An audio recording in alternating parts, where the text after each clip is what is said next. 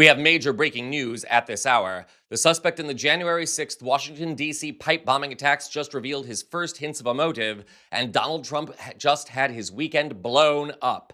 And no, that does not mean Pete Hegseth just got trigger happy again. Welcome to Occupy Democrats. I'm David Reddish, and once again, please subscribe to our channel if you haven't. We need you to help bring you the news. In case you missed it, earlier this week, law enforcement identified a suspect in the planting of pipe bombs at the Republican and Democratic headquarters in Washington on the eve of the January 6th insurrection. This concludes a years-long search by multiple agencies to bring the suspect to justice. Here's an overview. The Democratic National Committee is thanking the FBI for arresting a man in connection to pipe bombs placed at the DNC and RNC before the January 6th attack. Investigators have been trying to crack the case for almost 5 years, offering a $500,000 reward.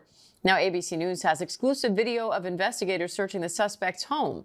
ABC News Washington Bureau Managing Editor Catherine Falders is here for more on that. Hi, Catherine. What's the latest here? Well, we know that federal investigators are outside the suspect's home as we speak. They got there early this morning. Our cameras caught them. Our Elizabeth Thomas, our reporter and producer who is outside the house, outside the neighborhood, caught them. That video you're showing right there is actually Ring camera footage from one of the neighbors that we have obtained. It shows the law enforcement presence outside the alleged suspect's home, who we are told by officials is a man, a 30-year-old man named Brian Cole Jr. Now, we expect that he will make an initial appearance in federal court in Washington, D.C. There are charging documents that have yet to be unsealed at this point. When we see those documents, of course, we will know the specific charges, what he is charged with, and maybe get additional information on what exact information led investigators to find this suspect. Now, remember, this has been an extensive years-long investigation. There have been more than 1,000 interviews the FBI has done, 39,000 videos, for example, that they've poured over, more than 600 tips. They were offering a $500,000 reward. You see that video released by the FBI of the suspect standing there. They were able to obviously identify him based on his shoes. He's wearing Nike shoes with a yellow swoosh. They've gone down extensive investigative processes associated with the purchase of those shoes, the purchase of the potential parts that were on the pipe bomb that were created itself. So there's still a lot to learn about this. So what's this have to do with Donald Trump, and why is Trump scared? We're getting there. First, it's important to note at this point just how lucky both Republican and Democratic politicians were that these bombs were discovered before they could detonate. Police discovered them, thankfully, after viewing security footage showing the suspect planting them. Jonathan Karl reports in his book, Retribution, that Kamala Harris walked by the bomb at DNC headquarters while it was planted there. The then Vice President-elect was just inches away at one point.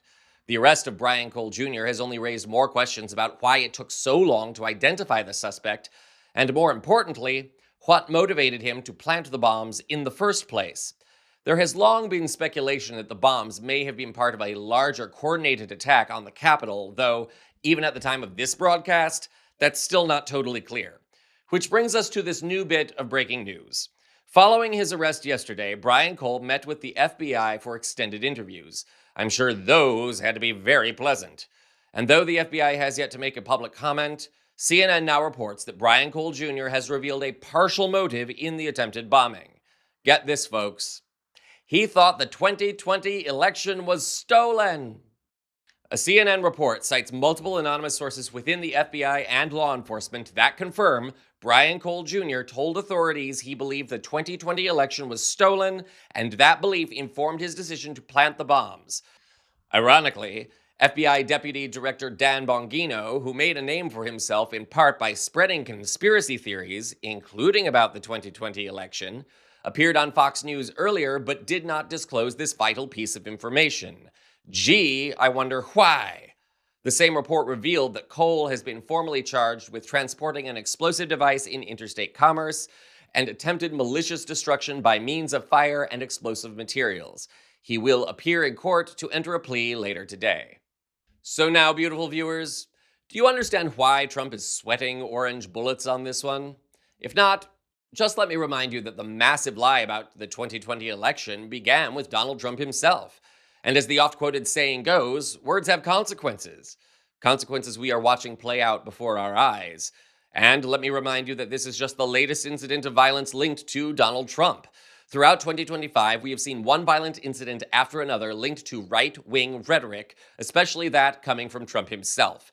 The shooting at Florida State University, the assassination of Minnesota politicians over the summer, the mass shooter at a Minneapolis church. All of these tragedies are linked to remarks from Donald Trump encouraging violence. So once again, this is not a both sides problem. And once again, the majority of violent rhetoric comes from the right in this country, not the left, and the apprehension of Brian Cole Jr. only reinforces that reality. And if that's not salient enough for you, Donald Trump's election lies sparked a full-blown, violent, and deadly insurrection on January 6, 2021, and Brian Cole's motives appear to align with that. When will the Republican Party wake up and see that Trump is the problem?